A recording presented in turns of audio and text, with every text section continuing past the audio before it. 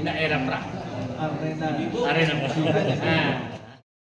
Jadi seperti yang dikatakan selama ini kita bahwa memang PSN ini digunakan untuk mengintimidasi rakyat, ya kan? Faktanya terjadi. Nah, jadi tidak ada negosiasi sama sekali. Nggak ada sosialisasi pun nggak ada. Oke. Yang menentukan harga, yang menyampaikan 60.000 apakah aparat desa atau dari PT atau siapa? Karena kami mendatanginya kepala desa, otomatis negosiasinya dengan kepala desa yang mengatakan PSN kepala desa.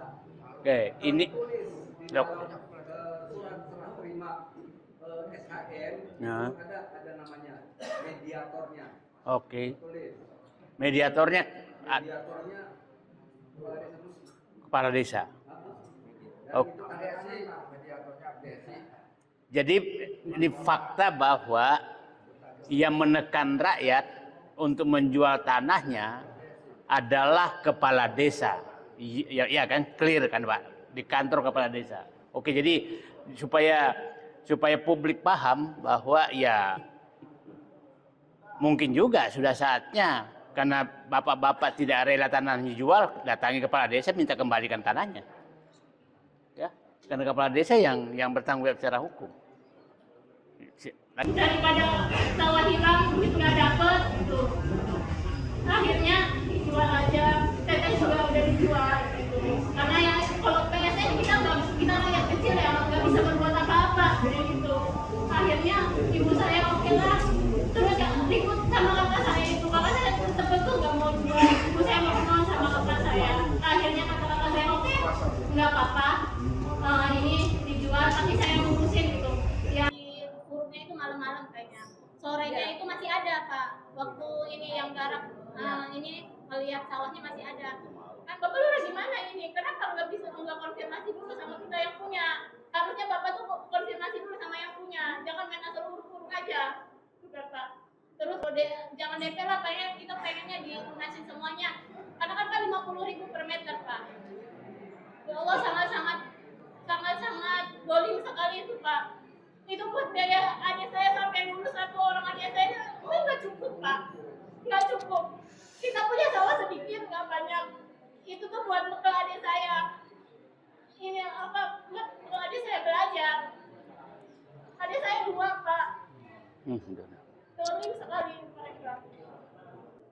Sebelum PIK 2 diuruk itu ada kayak tekanan, ada sertifikat ganda. Sertifikatnya adanya di bank, kita harus menebus. Tuh, termasuk rumah saya yang berdiri sekarang itu tanah dari orang tua saya, sertifikat ada, tapi muncul sertifikat lama dan kami harus mengganti 250 juta. 250 juta.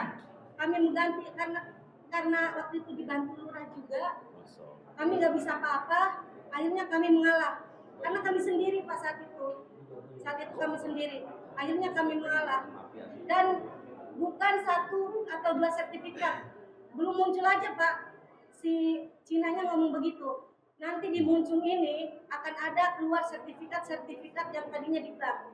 Dan nanti orang Muncung mau membelinya, mau membayarnya, atau mau membayarnya atau mau pindah, seperti itu.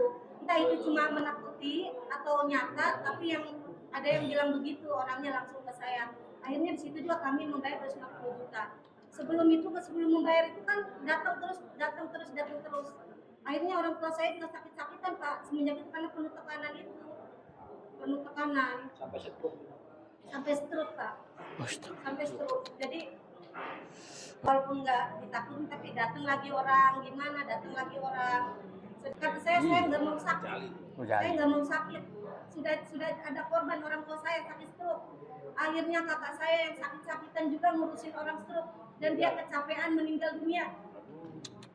Ya saya bilang nih sama semua orang nih, ada ancaman seperti itu tuh. Muncul ini bukan 1 atau 2 yang sertifikatnya di bank, tapi banyak sertifikatnya yang di bank katanya.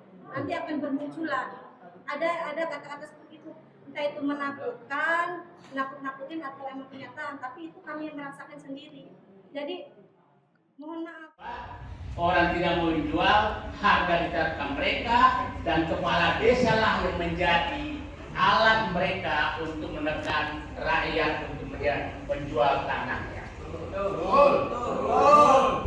Jadi saya minta pengacara, jubir-jubir ini mungkin suatu saat kita tuntut balik bahwa dia memberikan kebohongan publik untuk mempertanggungjawabkan bahwa selama ini mereka bohong, karena faktanya memang rakyat dipaksa menjual tanah. Lurah, kepala desa mungkin saatnya juga kita tuntut. Karena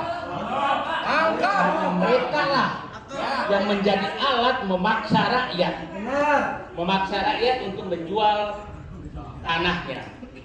Jadi saya pikir bukan lagi saatnya kita bertahan. Mohon Ibu, mungkin kita jangan menagih lagi sisa pembayarannya. Saya berharap rakyat masuk kembali mengambil tanahnya.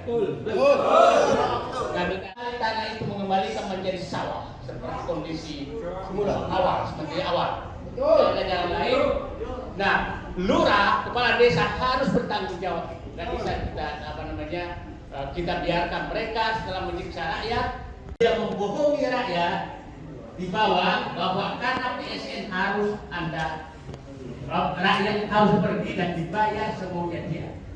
Jadi kebohongan ini Pak Gubernur, kita harus kita harus bahwa mereka sudah berbohong. Jadi yang menarik lagi adalah selalu menyatakan pihak pengembang PIK 2 ini menyatakan kami tidak ada kaitan sama rakyat. Pertanyaannya, dari mana uang kepala desa itu membayar tanah itu? Saya pada kesempatan ini, terima kasih Pak Busro, Pak semua, kita sudah bisa menarik kesimpulan bahwa apa yang dikemukakan PIK 2 selama ini adalah kebohongan. Kebohongan pertama bahwa dia tidak ada pemaksaan. Faktanya pemaksaan. Dia menyatakan bahwa harga kesepakatan, faktanya bukan kesepakatan, adalah saya Pak Busro dengan Pak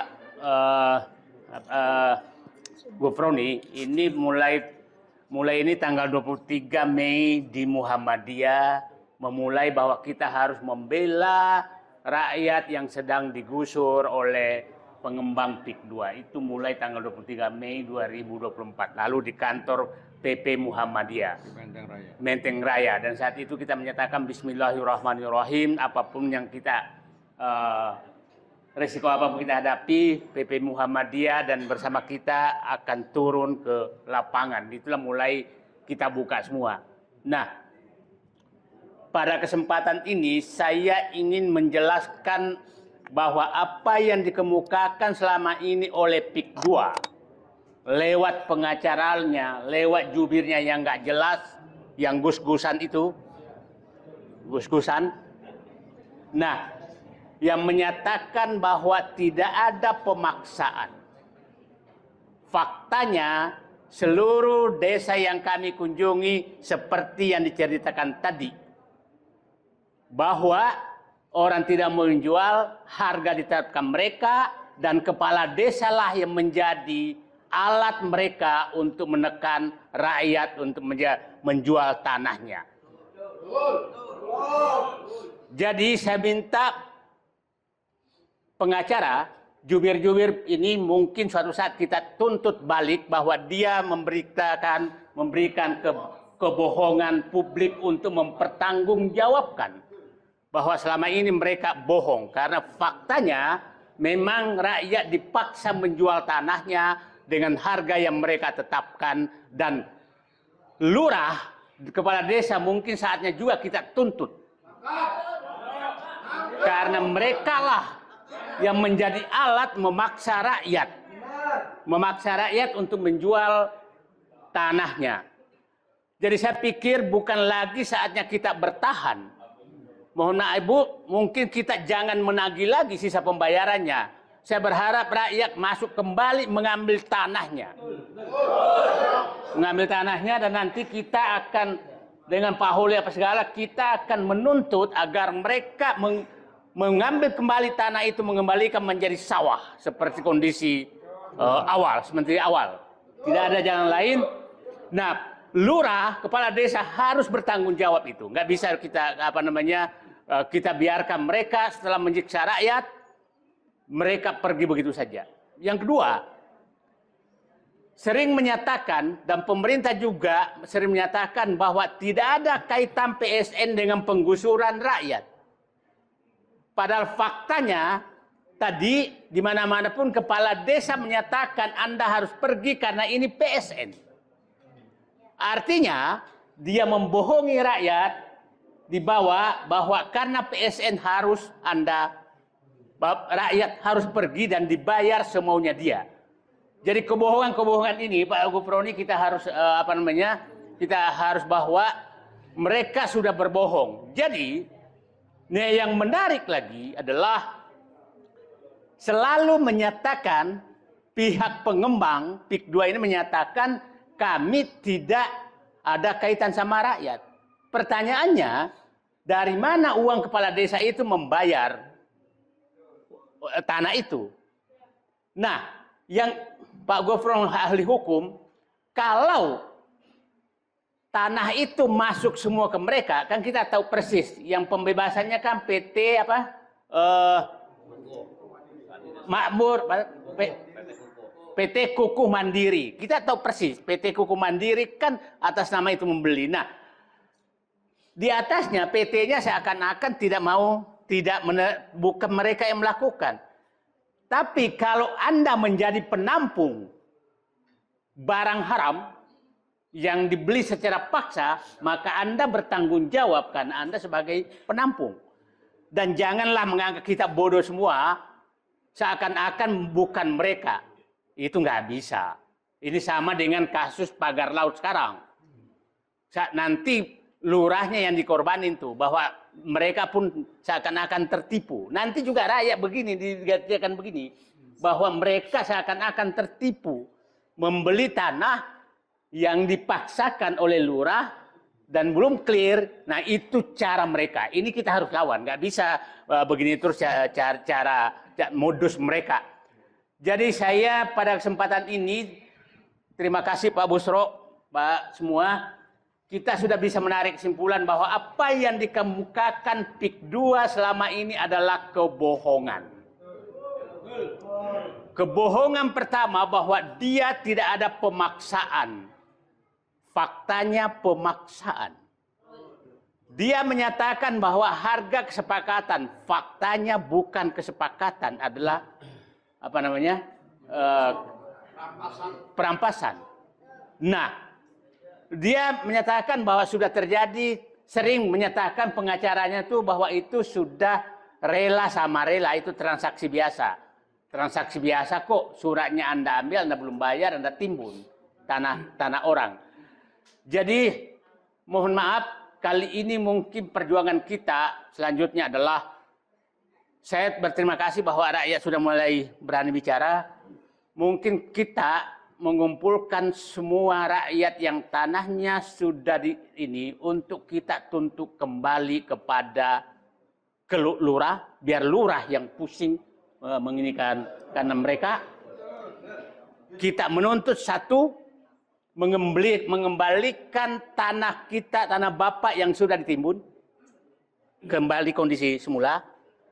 Yang kedua adalah mengembalikan kita, setelah itu kita kembalikan uang mukanya.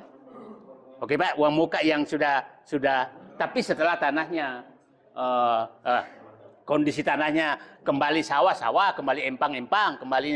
Nah, itu tuntutannya kita sampaikan ke penghubungnya selama ini. Nah, biar penghubungnya menghubungi mereka. Tapi kita menyatakan bahwa karena yang menimbun di sana, jadi begini, kita menuntut yang menimbun, kan ada PT penimbunnya, kita nggak tahu, yang menimbun itu mengembalikan tanah, uang muka kita kembali minta ke lurah, jadi dua tuntutannya. Nah, supaya mereka ini berhenti melakukan penindasan seperti ini kita harus hentikan. Dan saya pikir tadi lengkap videonya, Bapak Presiden Prabowo, lihatlah rakyatmu seperti ini. Yang dilakukan oleh Presiden Joko Widodo untuk menunggu rakyat. Dan kami sangat kecewa kemarin pernyataan Presiden Prabowo menyatakan dia tidak mau berpisah dengan Joko Widodo. Ini pernyataan yang bikin kesal rakyat, nah bikin kecewa rakyat. Masa rakyat Bapak mau melanjutkan penyiksaan rakyat? Penyiksaan rakyat seperti ini, saya pikir mudah-mudahan Pak Prabowo hanya keselio lidah menyampaikan itu bukan dari hatinya, tapi kalau itu dari hatinya, maka menurut saya seluruh rakyat Banten akan mengutuk pemimpin yang seperti itu. Itu saya pikir, ya kita ya, Pak Gubernur ya, kira-kira yang kita lakukan ini adalah, nah, mohon ibu-ibu jangan takut sekarang, kumpulkan dan kita menuntut balik. Saya katakan tuntutan balik adalah satu, mengembalikan kondisi tanah kepada pengembang yang sudah menimbun. Yang kedua, menuntut mengembalikan uangnya kepada ini dan menuntut ganti rugi terhadap tanah karena sudah nggak diolah. Nah, mungkin saja lebih tinggi ganti ruginya daripada uang mukanya. Jadi jangan sekarang pokoknya nah, tadi ganti rugi itu bukan hanya materi, tapi sakit-sakit, tegang, apa segala, imaterial, kita nilai semua. Stroke, apa saja, kita imaterial itu kita tuntut semua. Kerugian kami sekian karena tanah kami, kampung kami, kalian ganggu. Nah, itu kita tuntut untuk dikembalikan. Saya pikir itu dari saya, Pak. Nah, jangan kita pasif sekarang dengan pertemuan di masjid ini. Insya Allah bersama kita, apalagi ada Pak Busro Muqaddas di sini. Dan inilah kami tetap membersamai Rama. Terima kasih. Assalamualaikum warahmatullahi wabarakatuh.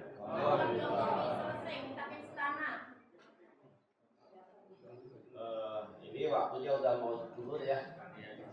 Kira kita sudah bisa tapi ini pendapat tidak banyak. kesimpulan ya, faktanya bahwa telah terjadi penggusuran paksa. Itu yang datang terakhir ngajak salaman muter itu siapa ya? Nggak tahu. Kami baru selesai diskusi dengan masyarakat Muncung bersama Pak Busro Muqaddas dan yang lain-lain. Kesimpulannya adalah satu, bahwa memang terjadi pembelian secara paksa oleh pengembang PIK 2 yang menyatakan bahwa ini PSN yang pelaksananya adalah lurah, dan lurahlah yang memanggil rakyat dan membayar kepada rakyat, tapi dilaksanakan di kantor PIK 2, kantor pengembang. Jadi adalah sangat kebohongan ini terbuka semua.